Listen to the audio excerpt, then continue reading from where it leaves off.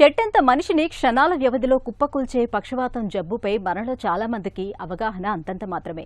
నిజానికి పక్షవాతం తాలూకు లక్షణాల్ని సకాలంలో గుర్తించగలిగితే బ్రెయిన్ స్ట్రోక్ నష్టాన్ని చాలా వరకు నివారించవచ్చు. కాళ్లు చేతులు స్వాధీనం తప్పకుండా చూసుకోవచ్చు. మరి పక్షవాతం లక్షణాల్ని ఎలా పసిగట్టాలి? అవి ఎలా ఉంటాయి? పక్షవాతం లక్షణాల గురించిన పూర్తి వివరాల్ని ఇప్పుడు తెలుసుకుందాం.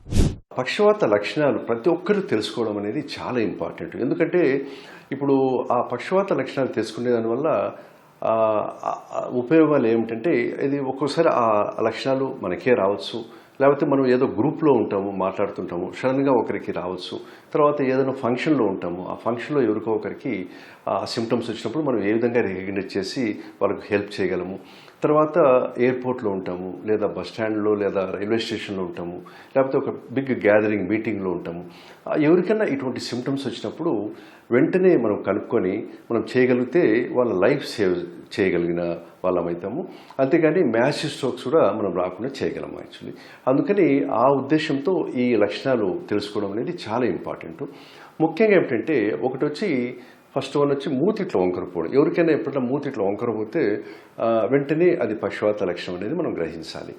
తర్వాత రెండోది వచ్చి మాట తడబడడం. మాట్లాడుతుంటారు, రాను బే బే బే బే అనుకుంటూ వాళ్ళు మాట అనేది రాకుండా స్పష్టత అనేది తగ్గిపోతుంది. సో అది కూడా ఒక ముఖ్యమైన పక్షవాత లక్షణము. అంతేకాకుండా మూడోది వచ్చి వాళ్ళకు నడుస్తూ ఉండేటప్పుడు బ్యాలెన్స్ అవుట్ కావడం. యాక్చువల్లీ బ్యాలెన్స్ అవుట్ కావడం అంటే నడవలేకపోవడము, లేకపోతే ఒక పక్క వంగి నడవడము, తర్వాత కుంటుతూ నడవడం. ఇవన్నీ సో సడన్గా బాగా నడిచేవాళ్ళు సడన్గా వాళ్ళు బ్యాలెన్స్ అవుట్ అయి నడవలేకపోవడం అనేది అది ఒక ముఖ్యమైన లక్షణం, మూడో లక్షణం.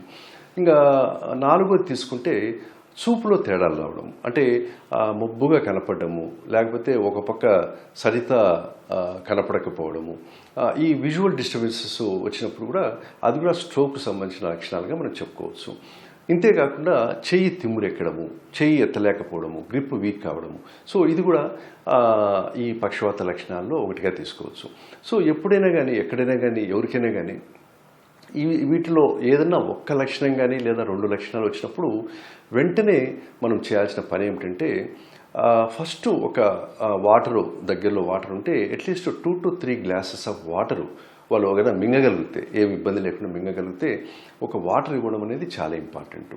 సో ఆ వాటరు ఇచ్చిన తర్వాత దగ్గర ఏదైనా మెడికల్ షాప్ ఉంటే ఎకోస్ప్రిన్ అనే ఒక ట్యాబ్లెట్ ఉంటుంది, 150 mg.